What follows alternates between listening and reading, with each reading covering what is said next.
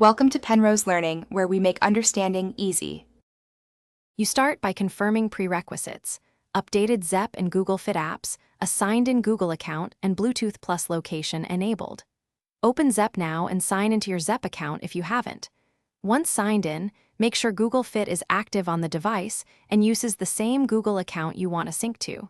You do this to allow permissions and prevent account mismatches. Once done, return to Zepp to begin the linking flow in the next step. From Zepp's profile settings, find App Connections and choose Google Fit to start authorization. You'll see a Google sign-in prompt. Pick the same account you prepared and allow each permission, activity, sensors, and activity history, so data flows properly. Make sure to explicitly toggle the data types you want synced, such as steps, heart rate, sleep, and workouts, otherwise Zepp won't send that category.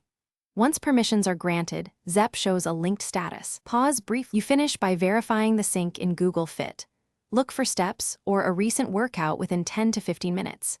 If nothing appears, toggle the Google Fit connection off in Zepp and then on again. Also restart both apps and confirm permissions in Android/iOS settings.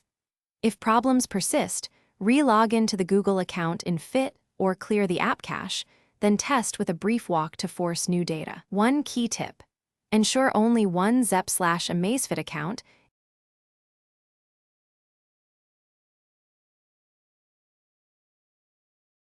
Thanks for watching. If this was helpful, leave a like and consider subscribing. See you next time.